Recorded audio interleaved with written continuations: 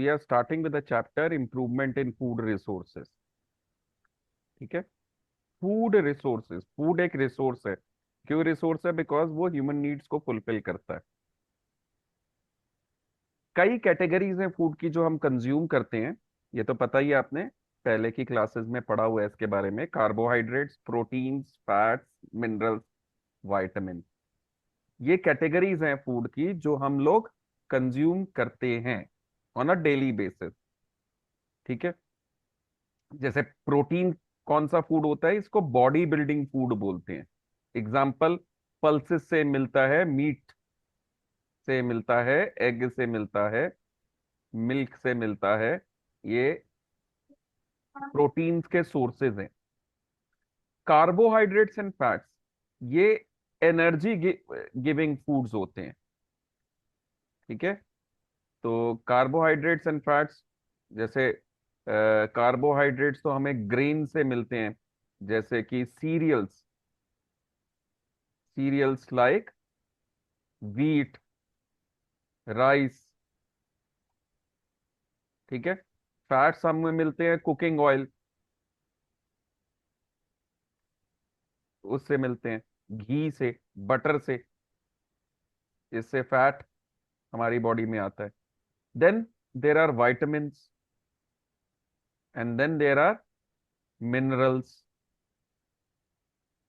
तो vitamins हमें vegetables, fruits, ठीक है, vitamins कहाँ से मिलते हैं? फ्रूट्स एंड वेजिटेबल्स से मिलते हैं हमारे को। तो ये तो हमारे कैटेगरीज हो गए। मिनरल्स हमारे को, जो हम सॉल्ट खाते हैं या हम जो मिल्क पीते हैं, ये जो हम फ्रूट्स और वेजिटेबल खाते हैं, उसमें भी मिनरल्स होते हैं, और ये हमारी बॉडी की फंक्शनिंग के लिए इंपॉर्टेंट होते हैं। जैसे विटामिन जो हैं वो हमें प्रोटेक्ट करते हैं वेरियस यस। डिजीजेस वगैरह से। मिनरल्स हमारी बॉडी की फंक्शनिंग के लिए इंपॉर्टेंट है, वेरियस एक्टिविटीज के लिए कार्बोहाइड्रेट्स इंपॉर्टेंट है। और फैट, कार्बोहाइड्रेट्स और फैट हमें जैसे एक मिनरल है आयरन, है ना, हम्म। वो हमारे ब्लड के अंदर जरूरी है क्योंकि वो ऑक्सीजन कैरिंग में हेल्प करता है। इस तरह से कई मिनरल्स हैं। कैल्शियम एक मिनरल है जो हमारी बोन्स को बनाता है। तो वेरियस बॉडी पार्ट्स में मिनरल्स की रिक्वायरमेंट है। तो ये सारा हमें फूड से मिलता है। ठीक है। वेरियस कैटेगरीज ऑफ फूड से हमें ये सब मिलता है। अच्छा, why is it necessary to increase food production? Food production को बढ़ाना जरूरी क्यों है? हमारी राइजिंग पॉपुलेशन है इस कंट्री में, आपको पता ही है, population is constantly rising. To yes. Feed that rising population you need increased food quantities. हाँ। इसके अलावा मैल न्यूट्रिशन की प्रॉब्लम भी जो है हमारे कंट्री में, बहुत सारे बच्चे मैल न्यूट्रिशन को फेस करते हैं, हंगर को फेस करते हैं। तो इस प्रॉब्लम को सॉल्व करने के लिए भी, इसके अलावा अगर स्केर्सिटी होगी फूड आइटम्स की तो प्राइसेस बढ़ जाएंगे, आपको पता ही है ना। जब भी कोई फूड आइटम स्केर्स होता है, कम होता है क्वांटिटी में, तो उसके प्राइसेस बढ़ जाते हैं, बढ़ जाते हैं ना उसके प्राइसेस। यस। तो अगर उसकी सप्लाई ज्यादा होगी, अगर हम इंक्रीज कर देंगे प्रोडक्शन को, तो उसके प्राइसेस कम हो जाएंगे। Increase in agriculture production will also increase income of the farmers. Farmers की इनकम भी बढ़ेगी इससे। अगर प्रोडक्शन ज्यादा हाँ। होगी तो हाँ। फार्मर्स की इनकम बढ़ेगी। और हमारे कंट्री में तो अभी भी अराउंड 50% पॉपुलेशन जो है वो एग्रीकल्चर पे ही डिपेंडेंट है। Yes sir. तो एग्रीकल्चर में अगर प्रोडक्शन बढ़ेगी तो उनका फायदा है सब लोगों का। ठीक है। तो ये कारण हो गए। Now discuss the cropping seasons. हमारे कंट्री में मेनली दो क्रॉपिंग सीजन है। ठीक है। एक को बोलते हैं खारिफ सीजन, और दूसरे को हम बोलते हैं राबी सीजन। खारिफ सीजन जो है वो मॉनसून टाइम का सीजन है, जब हमारे कंट्री में मॉनसून होता है। रेनी सीजन की क्रॉप्स हैं ये, रेनी सीजन भी बोलते हैं। Kharif season is a rainy season. Rabi season is a more of a dry season. ये winter season, winter crops are rabi crops. Winter, kharifs are rainy season crops. तो ये दो सीजन्स में हमारे कंट्री में क्रॉप्स उगती हैं। अब खारिफ क्रॉप्स को बहुत पानी चाहिए, जैसे कि rice, hmm, peas, maize, cotton. हाँ। ओके, तो राइस मेन क्रॉप है। मेन क्रॉप इसकी अगर खरीफ की हम बात करेंगे तो rice is the main crop. रा, और रबी सीजन में medium to low amount of water से भी काम चल जाता है। Wheat is the main crop. Wheat, gram, mustard, ये रबी सीजन में उगाया जाता है। तो ये दो क्रॉपिंग सीजन्स हो गए। ये तो आपने ना ज्योग्राफी वगैरह में भी पढ़ा हुआ है ये सब, तो इतना ये तो आता ही होगा आपको, ज्यादा नहीं है वो important.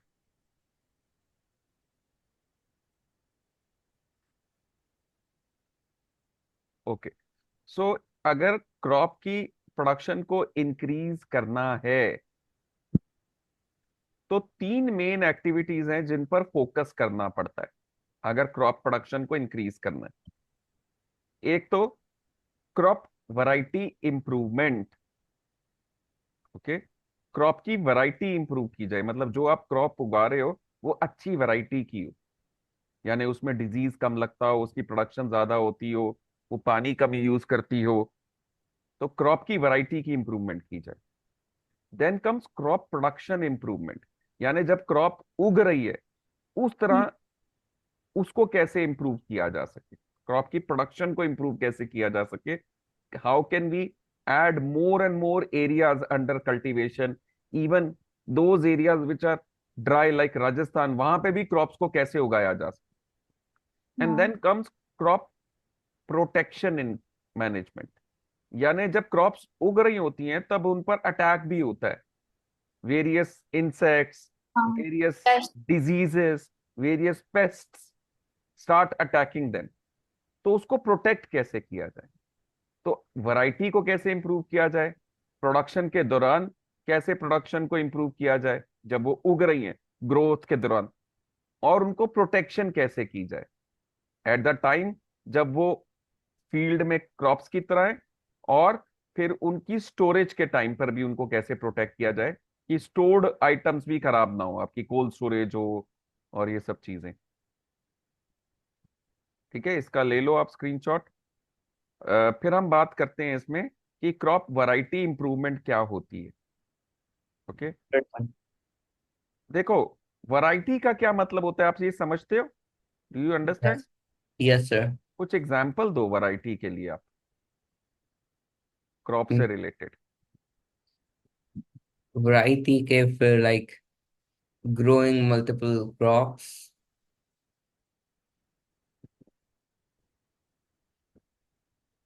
Crop variety improvement, variety यानी क्या? like a lot of something. किसी चीज की ज्यादा क्वांटिटी को वैरायटी बोलते हैं। No, like बहुत सारी different different चीजें.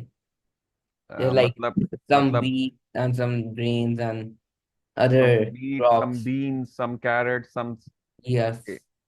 ओके, आपका क्या विचार है? सर वही कह रहा था multi cropping, I know, forgot our. Crop variety improvement का ये मतलब नहीं होता। आपने देखा है कि एप्पल कई कई वैरायटीज में आता है, Yes. अलग अलग वैरायटी के एप्पल्स होते हैं, देखे ना आपने? Yes ऐसे sir. राइस भी अलग अलग वैरायटी के होते हैं, ऐसे वीट भी अलग अलग वैरायटी की होती है। बहुत सारी वैरायटीज हैं।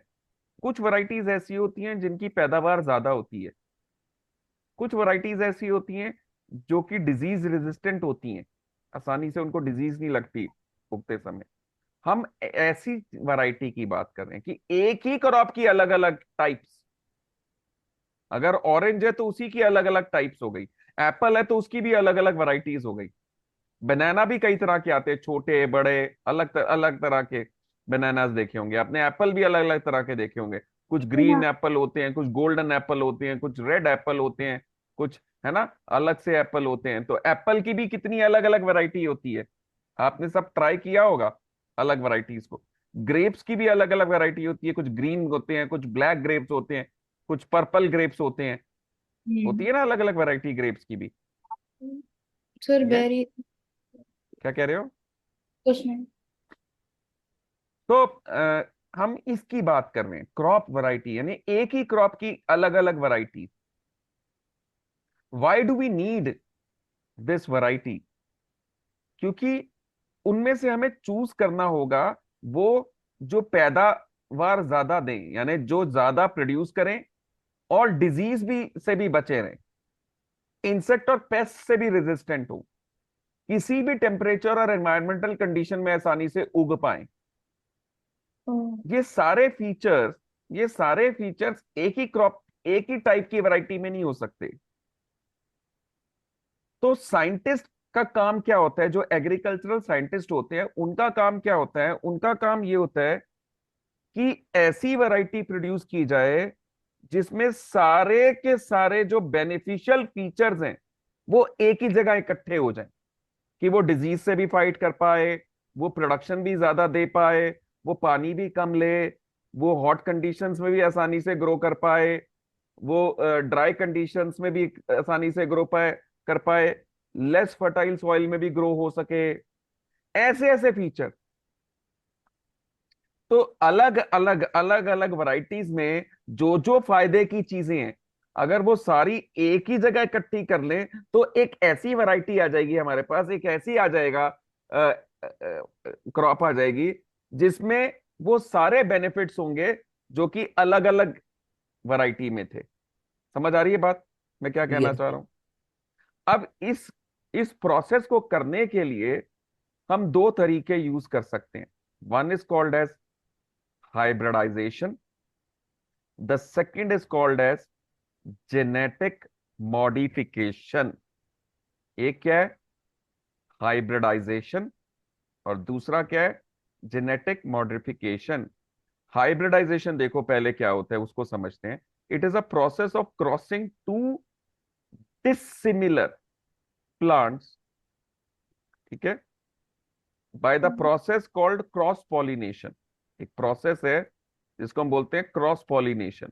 इस प्रोसेस से दो डिसिमिलर प्लांट्स, जिनकी फीचर्स आप एक ही क्रॉप में चाहते हो, जैसे एक वीट की वैरायटी है मान लो, जिस पर आसानी से इंसेक्ट्स, पेस्ट और डिजीजेस का अटैक नहीं हो पाता, और दूसरी आपके पास वैरायटी है वीट की जो कि इंक्रीज प्रोडक्शन देती है, ठीक है, जो कि प्रोडक्शन ज्यादा देती है। लेकिन जो ज्यादा प्रोडक्शन देती है वो डिजीज से बच नहीं पाती, उसको डिजीज आसानी से लग जाता है। और जो डिजीज रेजिस्टेंट है, जिसमें डिजीज अच्छी आसानी से अटैक नहीं कर पाता, वो उसकी प्रोडक्शन कम है। तो साइंटिस्ट चाहेंगे कि कोई ऐसा वैरायटी मिल जाए जिसमें ये दोनों फीचर्स कंबाइन हो जाए, कि वो प्रोडक्शन भी ज्यादा करे और डिजीज से भी बची रहे। तो क्या करेंगे, उनके फ्लावर्स का क्रॉस पॉलिनेशन करा देंगे। इस प्रोसेस को हाइब्रिडाइजेशन बोलते हैं। तो जो उसके ऑफस्प्रिंग्स होंगे, यानी जो उसके किड्स होंगे, यानी जो उसकी आगे की जनरेशन पैदा होगी उस वीट की, उन दोनों वैरायटीज के वीट का अगर कॉम्बिनेशन कर देंगे तो जो आगे की जनरेशन होगी इसमें दोनों फीचर्स होने के चांसेस रहते हैं। तो फार्मर्स वो वाले प्लांट्स को रख लेंगे, उसमें से बड़े सारे सीड्स प्रोड्यूस होंगे, सबको ग्रो करके देखेंगे प्लांट्स को। तो फिर बे- साइंटिस्ट देखेंगे कि किसमें जो है वो दोनों फीचर्स आ गए हैं, उनको रख के बाकियों को हटा देंगे, तो और बेसिक उनके उनके आगे जनरेशन्स प्रोड्यूस करते जाएंगे, और उनसे खूब सारे सीड्स इकट्ठे कर लेंगे, और उन सीड्स को फिर फार्मर्स को बांट देंगे। तो आप ऐसी वीट की अब वैरायटी आ जाएगी जो कि डिजीज रेजिस्टेंट भी होगी, और साथ ही साथ वो पैदावार यानी प्रोडक्शन भी ज्यादा कर रही होगी। सर ये तो हाइब्रिडाइजेशन है। Yes, yes Raghav. बेसिकली अगर एक हो that is like let's say wheat one एक क्रॉप ग्रो कर रही है जिसमें ज्यादा पानी की जरूरत नहीं है, एंड दूसरा वीट टाइप है जिसमें वो इंसेक्ट से और वो सबसे थोड़ा it's like resisted, it can resist insects and वगैरह। सो लेट से अगर वो दोनों को ब्रीड कर दिया तो फिर देयर वो इज चांस। हाइब्रिडाइजेशन कर दिया थ्रू क्रॉस पॉलिनेशन। जब उसे कर लिया तो क्रॉस फिर पॉलिनेशन क्या होगा? फ्लावर्स का आपस में पॉलिनेशन करा देंगे। एक तो एक फ्लावर से पोलन्स को दूसरे दूसरे वैरायटी के फ्लावर्स में ट्रांसफर कर देंगे, तो फिर उससे सीड प्रोडक्शन जो होगी उसमें दोनों के फीचर्स आने के चांसेस हो जाएंगे। ठीक है। अब ये कैसे किया जा सकता है? ये इंटर वैराइटल कर सकते हैं, यानी एक ही एक ही क्रॉप के दो वैरायटीज के बीच में, इंटर स्पेसिफिक, एक ही क्रॉप की दो स्पीशीज के बीच में, एंड इंटर जेनरा, यानी दो अलग अलग प्लांट्स जो एक दूसरे से बिल्कुल डिफरेंट है उनके बीच में भी कराया जा सकता है। Okay, so inter varietal, cross between two different varieties, inter specific, cross between two different species, ठीक है, and inter genera, cross between two different genera of the plants. पर मुझे मुझे समझ नहीं आया ये इंटर वाला। इंटर दोनों वैरायटी का मतलब दो वैरायटीज हो गई ना, जैसे मैंने अभी एग्जांपल दिया ऑस्ट्रेलियन आपको, एक एप्पल वैरायटी है एक। जो कि डिजीज रेजिस्टेंट है, दूसरी वैरायटी जो है वो ज्यादा प्रोडक्शन करती है या पानी कम लेती है, फिर उनको इंटर आपस में। फिर इंटर इंटर स्पेसिफिक मतलब स्पीशीज ही अलग हो गई, जैसे ह्यूमन बींग्स हो गए ये अलग स्पीशीज हैं, और जो मंकीज हो गए वो अलग स्पीशीज हैं, उनके हाँ, बीच में हाइब्रिडाइजेशन कर दिया मान लो। then there are two different genres। फिर उसके बाद टू डिफरेंट जेनरास, तो हाँ। बिल्कुल ही अलग हो गई, स्ट्रीम्स ही अलग हो गई ऑर्गेनिज्म की एक दूसरे से, तो उनको भी आपस में कर सकते हैं।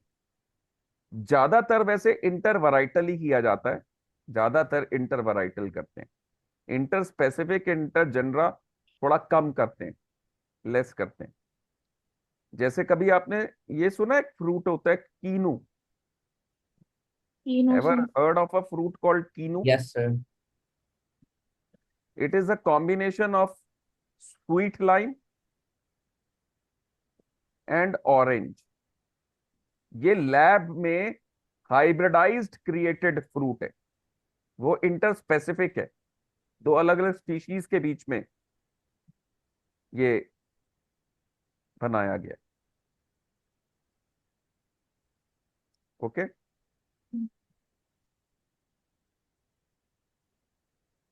क्योंकि उसमें स्वीट लाइम का भी फीचर होता है और उसके अंदर ऑरेंज ऑरेंज। वाला भी फीचर होता है, दोनों फीचर होते हैं।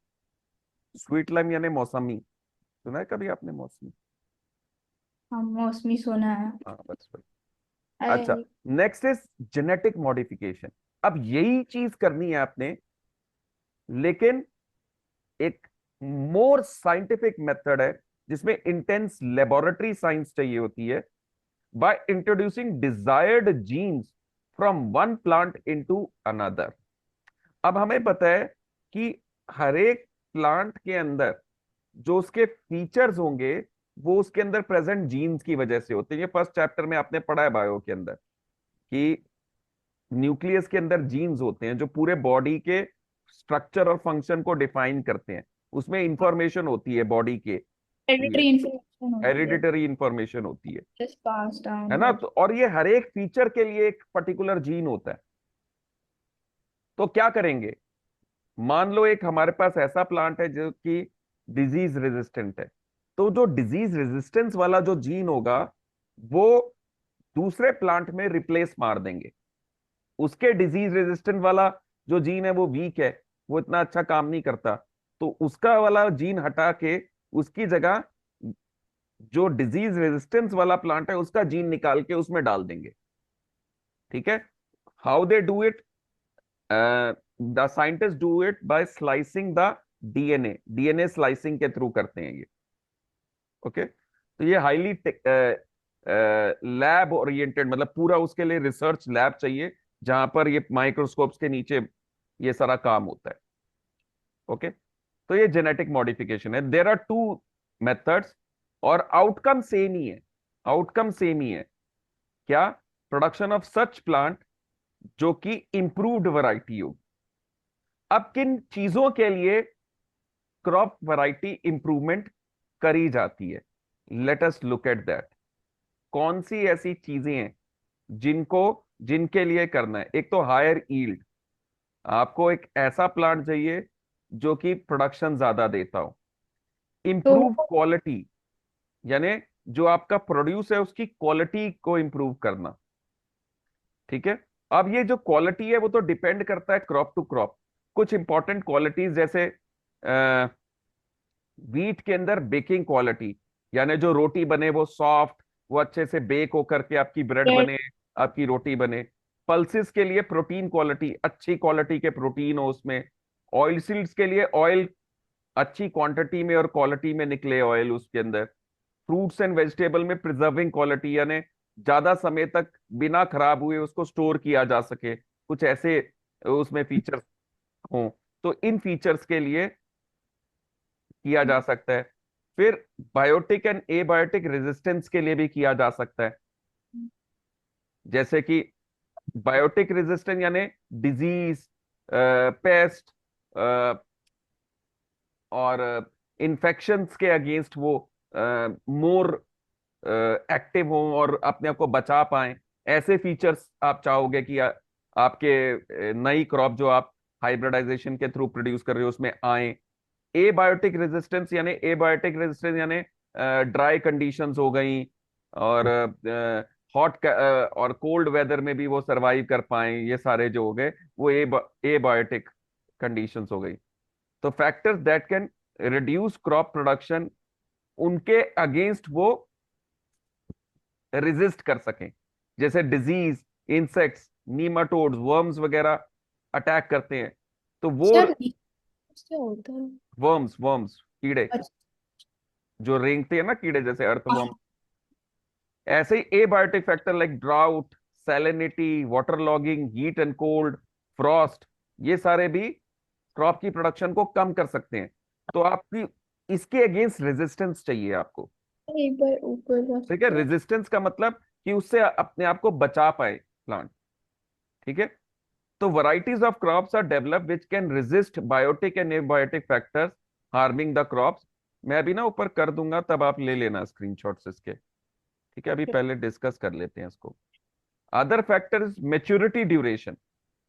मेच्योरिटी ड्यूरेशन मतलब कितनी देर में क्रॉप तैयार होती है। हम्म। जितना टाइम पीरियड कम लेगी क्रॉप तैयार होने में, फार्मर का उतना फायदा है, क्योंकि वो नेक्स्ट क्रॉप लगा सकता है फिर अपनी।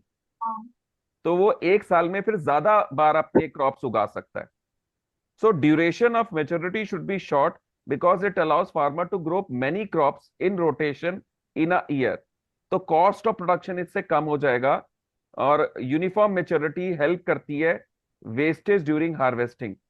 यूनिफॉर्म मेच्योरिटी यानी सारे एक ही साथ प्लांट्स मैच्योर हो, ऐसा ना हो कि कुछ पहले कुछ बाद में हो, सबका मेच्योरिटी टाइम सेम हो। तो ऐसी आप चाहोगे फीचर हो, तो उससे हार्वेस्टिंग के दौरान वेस्टेज नहीं होगी, एक ही बार में सारी हार्वेस्टिंग कर पाओगे आप।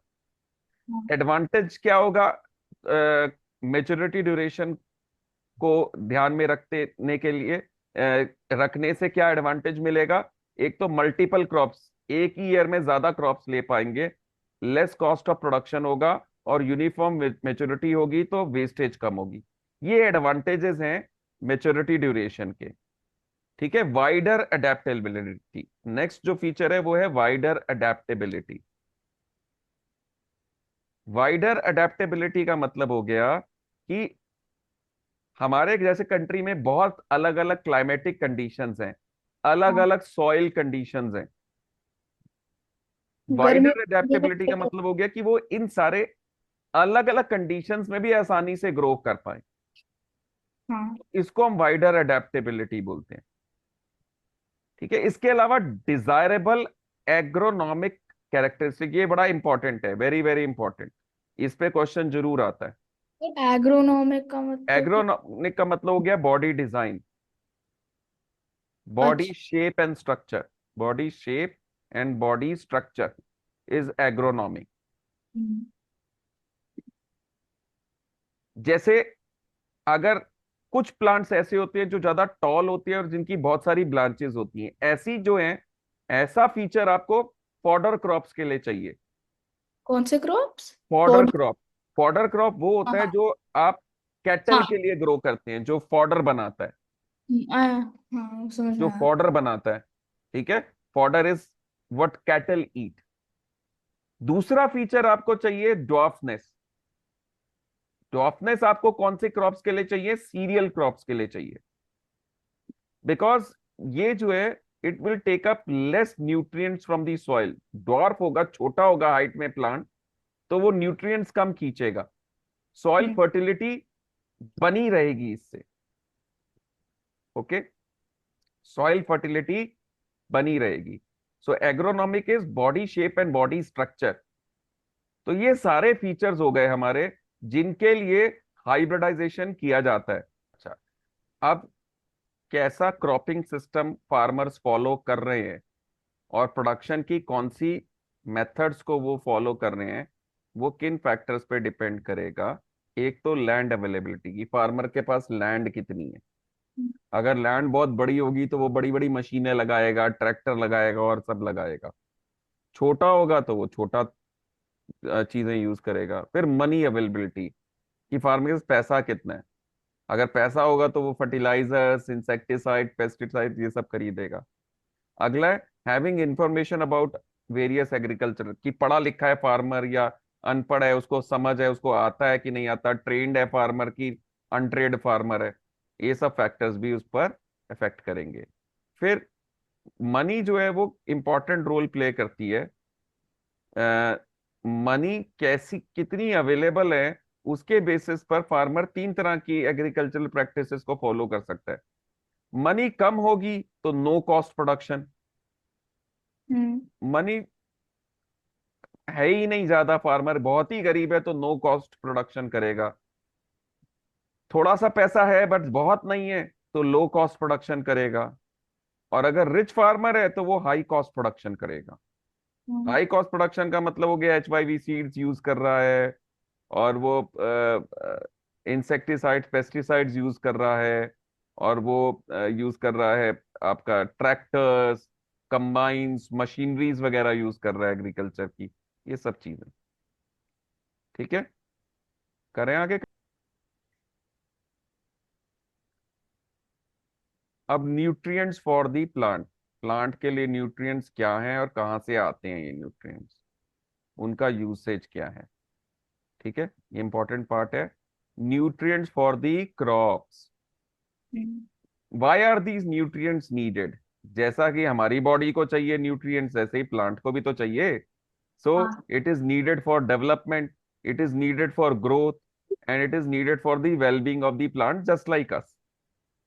अब प्लांट को न्यूट्रिएंट कहाँ से मिलते हैं, व्हाट आर द सोर्सेस। तो प्लांट को न्यूट्रिएंट एयर से मिलते हैं। कौन सा न्यूट्रिएंट, कार्बन और ऑक्सीजन एयर से मिल जाता है प्लांट को। फिर प्लांट को वाटर से भी मिलता है, वो वाटर से प्लांट को हाइड्रोजन मिलता है। और सॉइल से प्लांट को मिलता है दो कैटेगरीज ऑफ न्यूट्रिएंट्स। एक को बोलते हैं मैक्रो न्यूट्रिएंट्स, जो कि 6 मैक्रो न्यूट्रिएंट्स प्लांट को मिलते हैं। और दूसरा मिलता है माइक्रो न्यूट्रिएंट्स, जो कि 7 माइक्रो न्यूट्रिएंट्स होते हैं। टोटल 13 न्यूट्रिएंट्स सॉइल से मिलते हैं। 7 को माइक्रो बोलते हैं एंड बाकी को 6 हो गए। ठीक है, इसके अलावा कार्बन, ऑक्सीजन, हाइड्रोजन भी जोड़ दोगे इसमें तो टोटल 16 न्यूट्रिएंट्स हो गए। एयर से 2 मिलेंगे, वाटर से 1 मिलेगा, और बाकी 13 जो है वो सॉइल से मिलेंगे। 2 from air, 1 from water and 13 from soil. Total 16 and 13 from soil. Is this clear? Take a Yes, screenshot, sir. फिर हम आगे मूव करते हैं। चले? Yes, sir. Okay. Uh, macro nutrients, जो वर्ड मैक्रो है, macro means more in quantity. दूसरों को हम बोलते हैं micro, micro means less in quantity. So macro nutrients 6 in quantity होते हैं। Macro nutrients nitrogen, phosphorus, potassium, calcium, magnesium and sulphur. ये मैक्रो न्यूट्रिएंट्स हैं, ये 6 मैक्रो न्यूट्रिएंट्स होते हैं। yes they sir। Are needed in large quantity, more in quantity. ठीक है।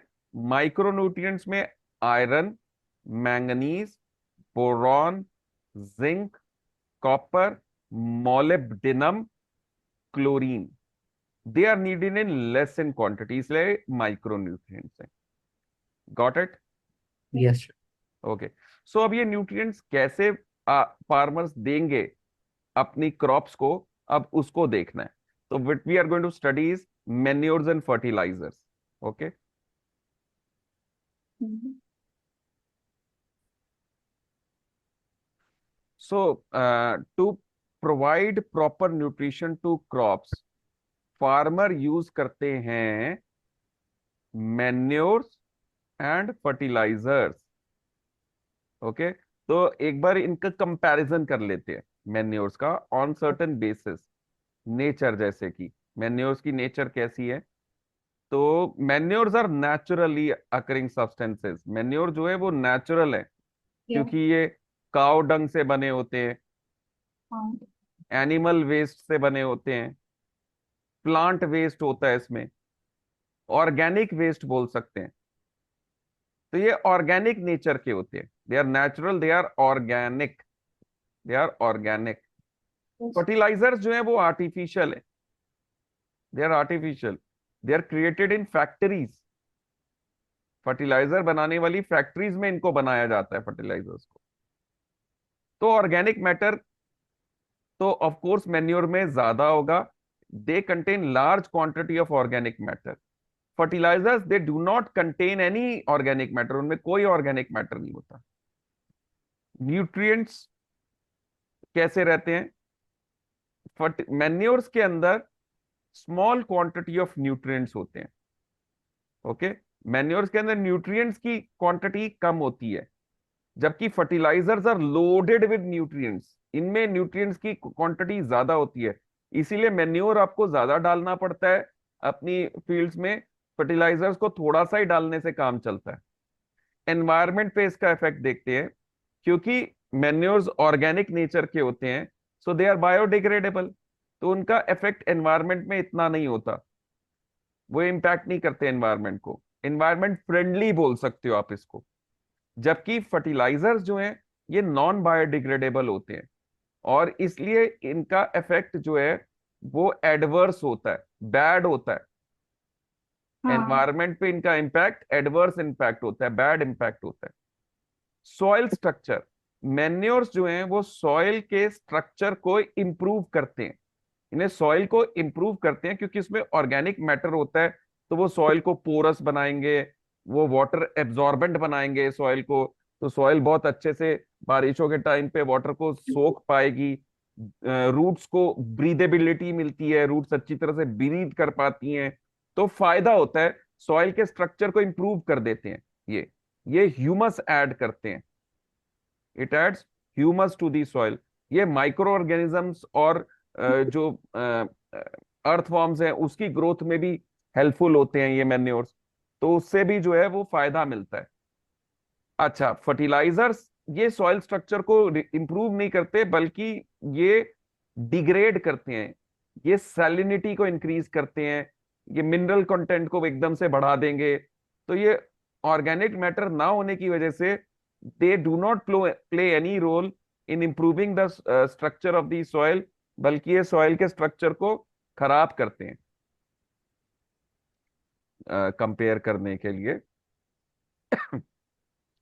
So water holding, तो जो मैन्योर्स होते हैं ये सॉइल की वाटर होल्ड करने की कैपेसिटी को बढ़ाते हैं, पानी को सोखते हैं अच्छे से, तो पानी रुका रहता है उसमें। Fertilizers do not increase water holding capacity, drainage और वाटर लॉगिंग। मैन्योर जो है वो ड्रेनेज और वाटर लॉगिंग को प्रिवेंट करते हैं, इंप्रूव ड्रेनेज करते हैं, ठीक है। एंड फर्टिलाइजर्स ऐसा कोई फायदा नहीं देते। ट्रांसपोर्ट और स्टोरेज, क्योंकि मैन्योर्स बल्की होते हैं, बहुत ज्यादा जगह घेरते हैं, तो इनकी जो स्टोरेज और ट्रांसपोर्ट है वो आसान नहीं है। और जो फर्टिलाइजर्स होते हैं दे इनका स्टोरेज और ट्रांसपोर्ट बहुत इजी है, बड़े बड़े प्लास्टिक बैग्स में उनको फिल करके सील करके आराम से ट्रक्स के थ्रू ट्रांसपोर्ट कर सकते हैं। एप्लीकेशन, मैन्योर्स को अप्लाई करना फील्ड्स में आसान नहीं है, जबकि फर्टिलाइजर्स को वाटर में मिक्स करके या अदरवाइज भी बहुत इजीली लगाया जा सकता है। Absorption by the plants, manures इतनी आसानी से एब्जॉर्ब नहीं होते, माइक्रो ऑर्गेनिजम्स को ब्रेक डाउन करते हैं, फिर उसमें से न्यूट्रिएंट्स रिलीज होते हैं, तब प्लांट्स उसको एब्जॉर्ब करते हैं, तो it takes time. whereas fertilizers they are directly nutrients which the plants need, तो इसलिए इनकी एब्जॉर्प्शन बहुत इजी होती है। तो कुछ एडवांटेज भी है फर्टिलाइजर्स के, आप देख पा रहे होगे। ये फर्टिलाइजर्स के कुछ एडवांटेज है, कुछ डिसएडवांटेज है, दोनों ही पता होना चाहिए। टाइप्स। सो अगर हम देखेंगे तो मैन्योर्स के कई टाइप्स हैं। Compost is one, green manures is one, and vermi compost is another. Fertilizers में भी टाइप्स हो सकते हैं। Simple fertilizers, for example urea. Complex fertilizer like NPK. तो ये फर्टिलाइजर्स के एग्जांपल्स हो गए। ये तो ये क्या तो होता हम, और हमारा हो गया फर्टिलाइजर्स का कंसेप्ट। अब आगे चलते हैं, मेन्योर्स के टाइप्स को अंडरस्टैंड करते हैं। Let us study the types of manure. Okay, types of manures की अगर हम बात करें तो पहला कंपोस्ट की बात हो रही थी। कंपोस्ट किससे बना है? ऑर्गेनिक मैटर, जो कि किचन वेस्ट हो सकता है, एनिमल वेस्ट हो सकता है, और फार्म वेस्ट हो सकता है। ये है? कंपोस्ट है। ऑर्गेनिक मैटर को क्या करते हैं, एक गड्ढा खोदा जाता है, पिट बनाते हैं, पिट यानी गड्ढा जमीन में, और उसके अंदर ये सारा ऑर्गेनिक मैटर भर के ऊपर से लेयर ऑफ सॉइल से कवर कर देते हैं। लेयर ऑफ सॉइल से उसको कवर कर देते हैं। ठीक है, तो कंपोस्ट बनता है। एनओरेबिक बैक्टीरिया डिकम्पोज करते हैं ऑर्गेनिक वेस्ट को, और कंपोस्ट बन जाता है। 20 से 25 दिन में कंपोस्ट बनकर तैयार हो जाता है। तो एक गड्ढा खोदा जमीन, ठीक है, उसके अंदर सारा ये वेस्ट भर दिया, काव डंग ये सब कुछ, ऊपर से सॉइल से उसको कवर कर दिया।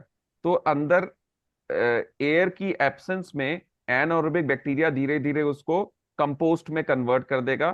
15-20 दिन बाद ऊपर की मिट्टी हटा के इसको निकाला जा सकता है, और जो जगह खाली होगी उसमें वापस और ऑर्गेनिक वेस्ट डाल के फिर कवर कर दो, तो अगली बार के लिए तैयार हो जाएगा।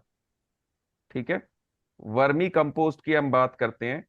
तो कंपोस्टिंग का ही एक और वर्जन है ये। अब इसमें क्या किया जाता है, जब कंपोस्टिंग कर रहे होते हैं उस दौरान अर्थवॉर्म्स को भी साथ में ऐड कर देते हैं। ठीक है, तो कंपोस्टिंग करते समय earthworms are added in the compost.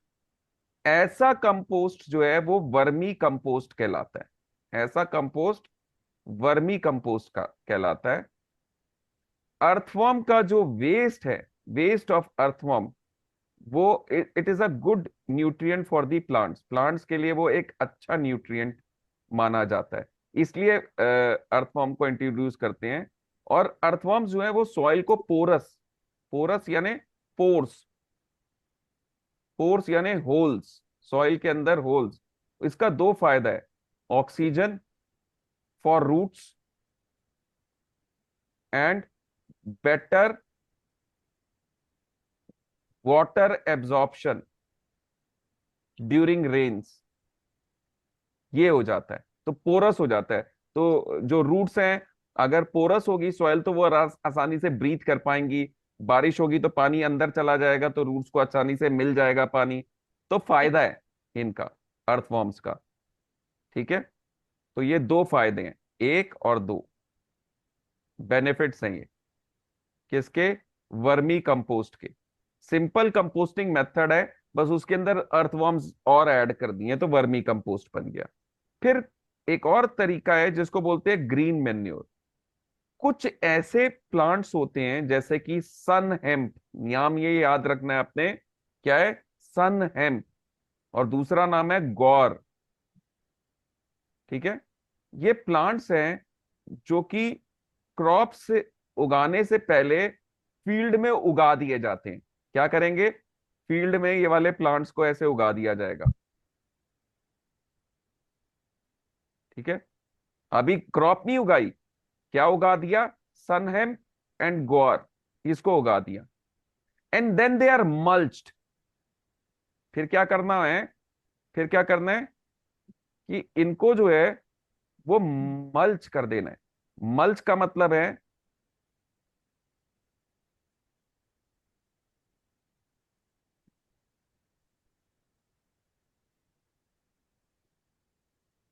Mulch का मतलब है कि इनको कुचल देना है सॉइल के अंदर ही। इनको कुचल के सॉइल के अंदर ही फिर क्यों? एकदम ग्राइंड अप कर देना है, और सॉइल के अंदर के साथ साथ मिक्स करते जाना है। फिर क्यों? ठीक है, these are mulch into the ground. जब ये ग्राउंड के अंदर मल्च हो जाते हैं तो क्या बन जाता है, इससे ग्रीन मैन्योर बन जाता है। What is formed is called as the green manure. ठीक है, क्या बन जाएगा, ग्रीन मैन्योर बन जाएगा, क्योंकि ये इनका जो न्यूट्रिएंट्स होंगे इन प्लांट्स के वो सॉइल में चले गए। ठीक है, तो ये ग्रीन मैन्योर बन गया। ये भी एक प्रोसेस है जो फार्मर्स यूज कर सकते हैं। सो अगला जो मेथड है वो है ऑर्गेनिक फार्मिंग। देखो, फर्टिलाइजर्स के काफी नुकसान है, इंसेक्टिसाइड्स पेस्टिसाइड्स के भी नुकसान है, एनवायरनमेंट डैमेज होता है और बहुत सारे और नुकसान हैं इसके, और बहुत सारे नुकसान हैं। ठीक है, तो ऑर्गेनिक फार्मिंग एक नेचुरल फार्मिंग मेथड है जिसमें आर्टिफिशियल इनपुट्स जैसे कि इंसेक्टिसाइड पेस्टिसाइड फर्टिलाइजर्स उनको अवॉइड किया जाता है, उसके बगैर कल्टीवेशन की जाती है। ये एक एनवायरमेंट फ्रेंडली टेक्निक है फार्मिंग की। ये सॉइल की नेचुरल फर्टिलिटी को इंक्रीज करके की जाती है। इसमें बायो फर्टिलाइजर्स का यूज किया जाता है। फॉर एग्जांपल, बायो फर्टिलाइजर के लिए ब्लू ग्रीन एल्गे यूज किया जाता है। आर्टिफिशियल केमिकल्स और केमिकल फर्टिलाइजर्स को अवॉइड करना होता है। बायो पेस्टिसाइड्स और बायो इंसेक्टिसाइड्स का भी इस्तेमाल किया जाता है। For example turmeric, Neem leaves, friendly insects जो दूसरे हार्मफुल इंसेक्ट्स को मारते हैं, ठीक है, उनको डिजीज कॉजिंग इंसेक्ट्स और पेस्ट्स के अगेंस्ट यूज किया जाता है। ये सारी टेक्निक्स में केमिकल्स का यूज नहीं है। यस। एक्सटेंसिव एग्रीकल्चर नहीं, मतलब लार्ज स्केल एग्रीकल्चर नहीं होता ये। नेचुरल वैरायटी ऑफ सीड्स को यूज किया जाता है उस पर्टिकुलर रीजन की। एडवांटेज क्या है, एक तो हार्मफुल केमिकल्स से फ्री होती है ये, इसकी प्रोडक्शन। वाटर टेबल को इसको नेगेटिव इम्पैक्ट नहीं होता है, एयर पोल्यूशन नहीं होती, सॉइल पोल्यूशन नहीं होती, वाटर पोल्यूशन नहीं होती। इस मेथड से उगाया हुआ फ्रूट वेजिटेबल्स और चीजें ज्यादा टेस्टी होती हैं। और क्योंकि इनका ज्यादा प्राइसेस देने के लिए पब्लिक पब्लिक रेडी होती है, तो इससे इनकम इंक्रीज होती है फार्मर्स की। ठीक है, और कॉस्ट ऑफ प्रोडक्शन लोअर होता है क्योंकि नेचुरल इनपुट्स यूज किए जा रहे होते हैं। और सॉइल फर्टिलिटी भी मेंटेन रहती है, इससे सॉइल फर्टिलिटी भी मेंटेन रहती है। क्लियर हो गया यहां तक? Yes sir. So next topic irrigation का हम अगले वीडियो में करेंगे।